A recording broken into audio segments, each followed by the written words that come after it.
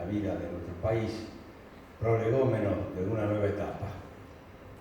Pero es imprescindible que la participación protagónica del pueblo, después del triunfo que se logrará el 27 de octubre, continuemos con nuestras fuerzas a todo fervor, puesto de que esto es una etapa más de la República Argentina.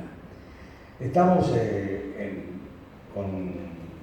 un municipio, pero estamos analizando los dos problemas más graves que tiene el ser humano en la actualidad, que es la crisis social y la crisis ecológica. Son esas dos grandes crisis que están afectando a los pueblos. Desde la Argentina debemos avanzar en la defensa de los derechos que hacen a los miembros de nuestra comunidad política. Y debemos señalar que el problema de los derechos no pasa hoy día por su detalle, por su enunciación.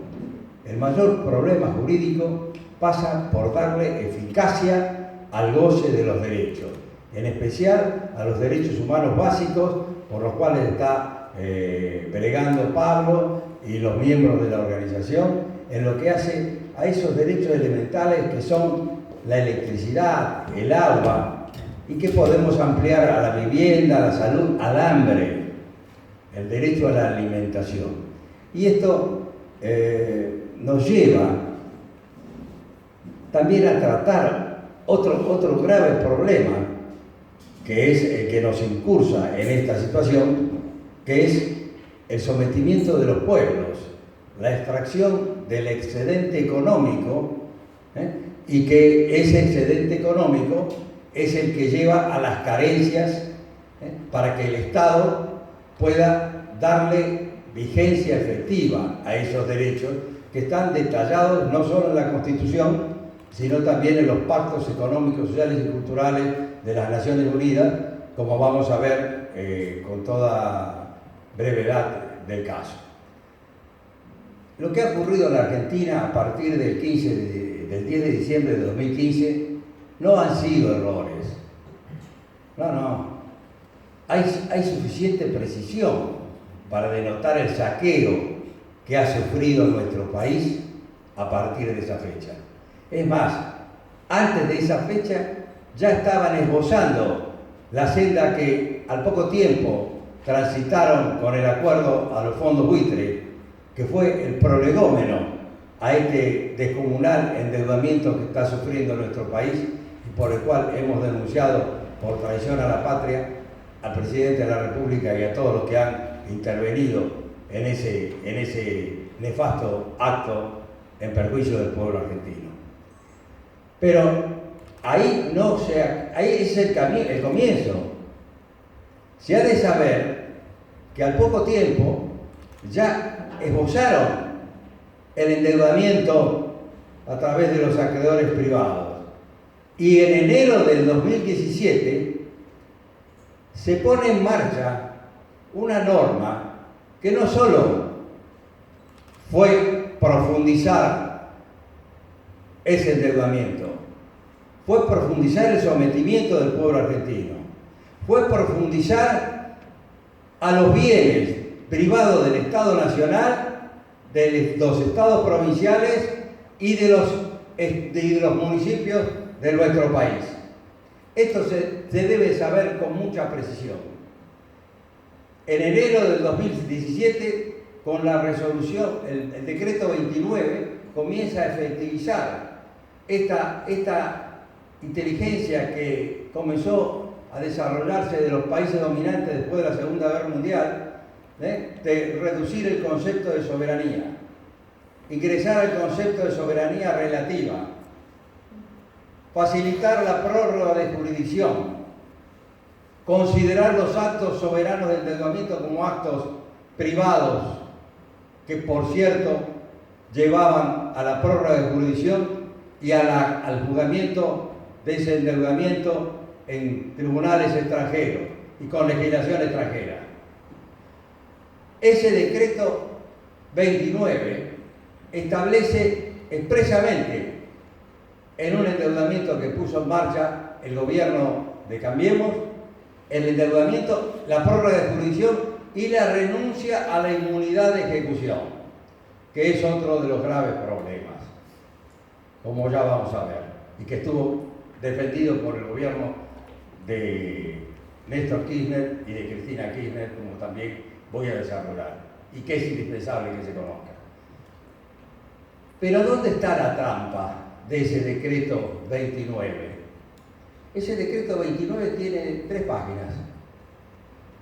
Este aquí que a los pocos días, en el mismo mes de enero de 2017, el Ministerio de Finanzas, a través de la Secretaría de Finanzas, saca la resolución 5. Esa resolución 5 tiene casi 500 páginas. Ahí está. Hay que ir a esa trama jurídica, a esa telaraña jurídica de sometimiento que le imponen a los pueblos. ¿Y a dónde está la trampa?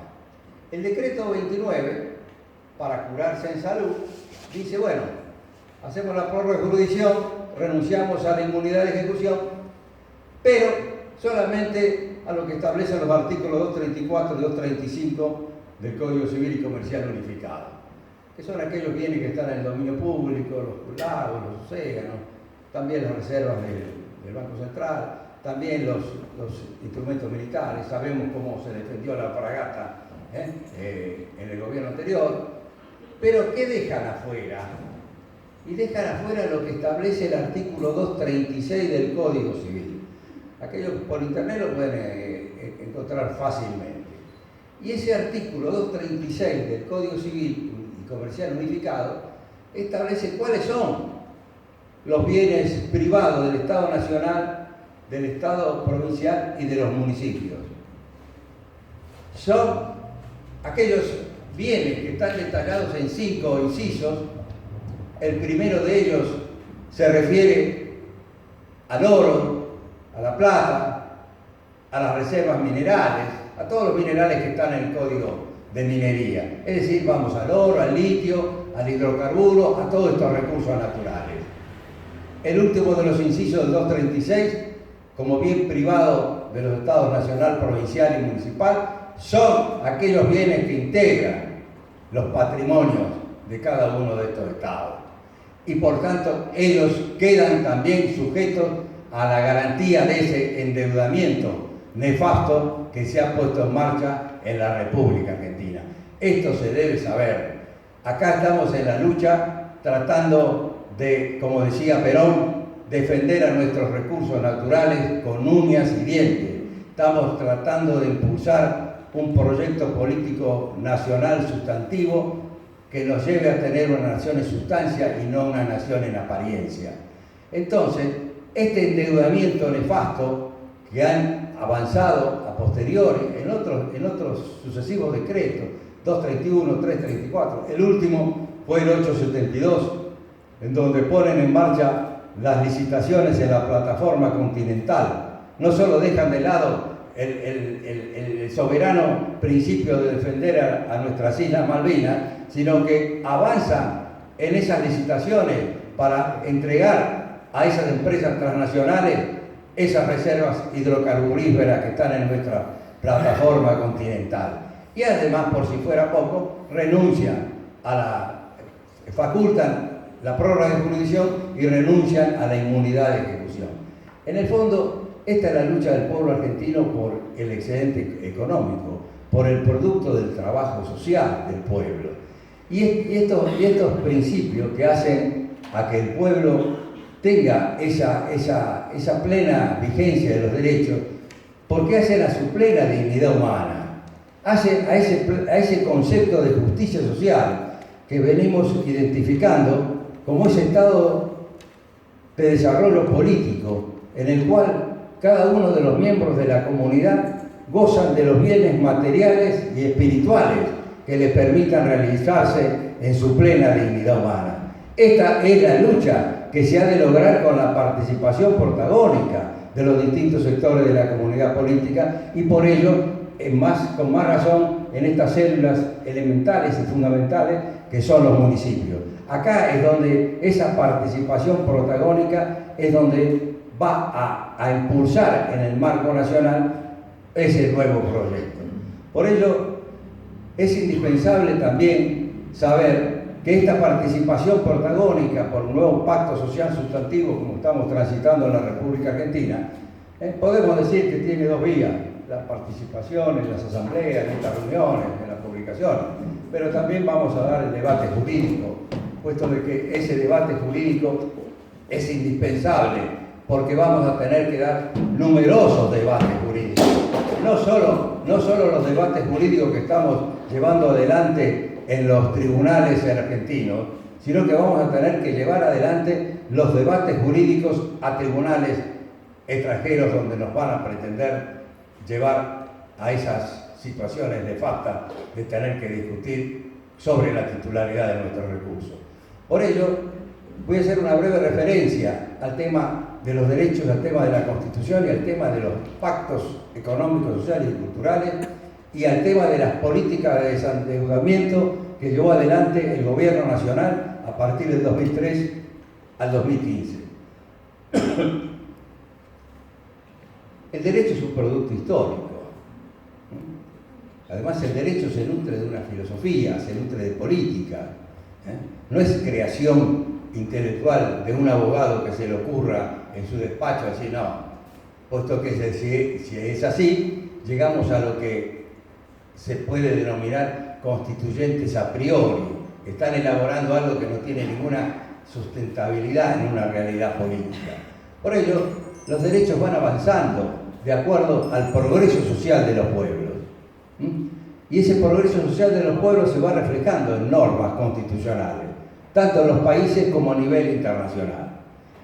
Por cierto, a nivel constitucional tenemos una gran desaparecida, que es menester que se sepa, que no integra ni nuestros antecedentes constitucionales. La han borrado. Es la Constitución Nacional de 1949. Ustedes, si van caminando por el Congreso Nacional, la vereda de Entre Ríos, van a ver la reja del Congreso en un gran cartel así de bronce, estará el preámbulo. Esta Constitución, la Constitución vigente, ha sido sancionada en 1853, 1860, 1866, 1898 y saltan a 1957. La han proscripto. No integra el debate constitucional, cuando precisamente la Constitución Nacional de 1949 puso a la República Argentina al más alto plano de la evolución de los derechos. A los 3 meses de la Declaración de Derechos de las Naciones Unidas, donde se efectiviza ese nuevo derecho que comienzan a transitar luego de la Segunda Guerra Mundial, y a través de una mujer, como hoy estamos en tiempos de reconocer la presencia femenina en nuestras luchas, Eleanor Roosevelt, esposa de Franklin Delano Roosevelt, fue la que impulsó ese derecho. En diciembre del 48, la República Argentina, el 11 de marzo de 1949, incorporó y superó a los derechos de la Declaración de las Naciones Unidas. Y no solo en lo que hace a la arquitectura jurídico-política y técnico-constitucional de ese texto, sino que a su vez, además de declarar los derechos, resguardó los derechos civiles y políticos, resguardó lo que hace a la independencia y a la seguridad personal, incorporó los derechos sociales. Les recomiendo que lean el decálogo de los derechos del trabajador ahí, en la Constitución del año 49. Incorporó los derechos de la ancianidad, incorporó los derechos de la mujer, del niño, de la ancianidad, esos que estamos todavía luchando hoy. Pero a su vez, en el capítulo 4, incorpora las normas de política económica constitucional, que son las indispensables para hacer efectivo el goce de esos derechos. Por ello, la Constitución Nacional de 1949, en los artículos 38, 39 y 40, puso a la Argentina en la senda hacia el goce de los derechos. Y por ello, en ese tiempo histórico, en la República Argentina se han gozado los derechos. El rol del Estado en el proceso económico, la función social de la propiedad, los servicios públicos que estamos luchando hoy día, todo ello estuvo inserto al más alto rango normativo en el marco de un proyecto nacional reflejando una constitución. Y no fue por casualidad. No fue por casualidad, fue un proyecto político. Y ese proyecto político, en el año 46, luego del triunfo electoral, en la presentación del primer plan quinquenal, el general Perón, presidente de la República, ya señalaba la necesidad de crear las bases económicas para el goce de los derechos. Estas bases económicas que hoy día tenemos que estar luchando para el goce de los derechos humanos básicos. Y esto está oculto en la historia constitucional argentina a través de los distintos procesos de facto y de democracias restringidas y progresivas que ha tenido la República Argentina. O sea que en el ámbito, es necesario señalar que en el ámbito internacional la cosa no se paró. Y la República Argentina, con esa constitución del año 49, que vengo sosteniendo que es el pórtico del nuevo constitucionalismo suramericano, en las constituciones de Ecuador, de Venezuela, Bolivia y otra más, en el ámbito de la Asamblea General de las Naciones Unidas, en el año 1966 se aprueban los pactos económicos, sociales y culturales, y los pactos civiles y políticos, en este orden, puesto que la Asamblea de las Naciones Unidas era conteste que no va a haber derechos civiles y políticos si no hay derechos económicos, sociales y culturales. Esos pactos, hoy día, tienen rango constitucional en la Argentina, pero aparentemente, según bien señaló Pablo, no gozan muchos habitantes de nuestro país esos derechos humanos básicos. Entonces vamos a señalar qué hace las Naciones Unidas con esos pactos, precisamente para que los Estados cumplan con esa obligación que tienen de darle vigencia a los derechos humanos básicos. Y vamos a ver qué le dijo el Comité de Derechos Económicos, Sociales y Culturales a la República Argentina en dos periodos, 1999 y ahorita nomás. Como los estados no dan vigencia efectiva al contenido de esos pactos, las Naciones Unidas, a través del Comité Económico, Social y Cultural, ha sacado las denominadas observaciones para que los estados cumplan esos derechos. ¿Y cuáles son? Y la salud, el trabajo, la vivienda, esos derechos indispensables para la plena dignidad humana. Ha sacado 20 observaciones y además ese pacto de derechos económicos, sociales y culturales establece expresamente, está en nuestra Constitución. Es cuestión de ir a ver los papeles. ¿Qué dice? Que es obligación de los estados dos cosas: darle cumplimiento, pero además hacer conocer a los pueblos el tenor de estos derechos y las obligaciones que los estados tienen y que tienen relevancia los derechos humanos básicos, puesto que ese es el fin último de una comunidad política. Entonces la República Argentina tuvo que dar un informe en plena crisis de la deuda, en 1999, prolegómeno del 2001-2002, y fue el gobierno argentino con su representante al comité para decir por qué no podía la Argentina dar cumplimiento a los derechos económicos, sociales y culturales que estaban en el pacto. Argumentó, balbuceó, que no podía dar cumplimiento por la crisis, por los acreedores, por la deuda. Y esto que les digo está escrito. Le respondió el Comité de Derechos Económicos, Sociales y Culturales que no hay crisis, no hay deuda que afecten a esos derechos, sino que es prioritaria obligación del Estado darle cumplimiento a esos derechos y hacerle saber esa prioridad a los acreedores financieros. Esto volvió a ocurrir hace poco, cuando el secretario Abreu tuvo que ir a raíz del requerimiento que hicieron el CELS y 55 organizaciones sociales, de que no se estaban cumpliendo los derechos humanos básicos de la Argentina, y tuvo que ir el gobierno nacional. Y dijo lo mismo, le cambió la palabra. En vez de crisis habló de tormenta. Y también habló de la deuda. Y también le dijo el comité que no hay deuda ni hay tormenta, sino que es necesario darle cumplimiento efectivo a los derechos humanos básicos.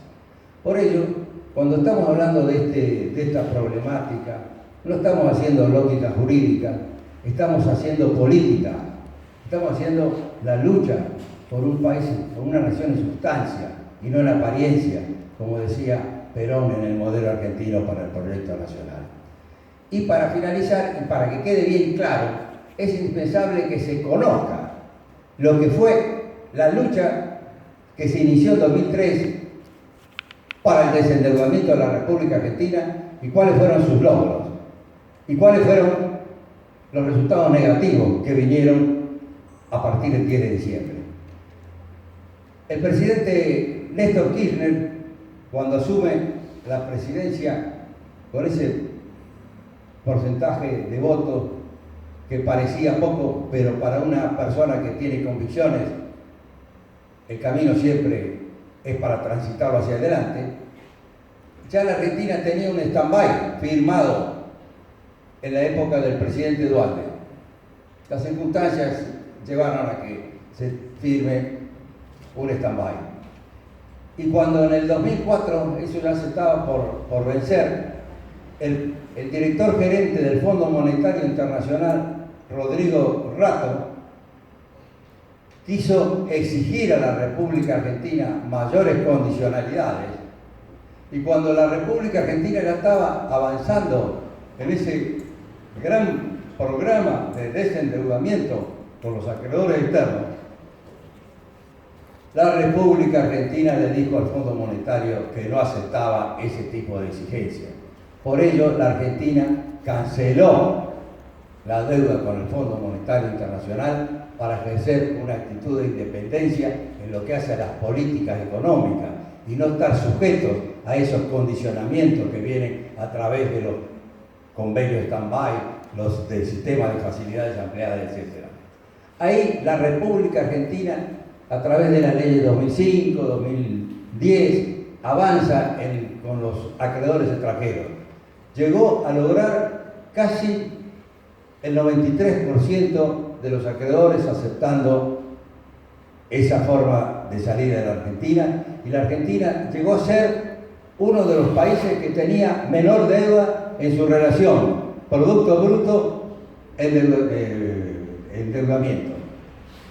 Entonces, ese resultado de la Argentina no se agota solamente en los números internos que hacen a nuestro país de evitar, de eliminar ese endeudamiento, sino que la Argentina tuvo una acción a nivel internacional y esto no se difunde como corresponde. La República Argentina, a raíz de la iniciativa del gobierno de Cristina Kirchner, puso en marcha en el ámbito de la Asamblea de las Naciones Unidas los 9 principios que han de regir sobre las reestructuraciones de deuda. Esos 9 principios de reestructuraciones de deuda hacen a todo lo que estamos hablando, que no se le puede privar a un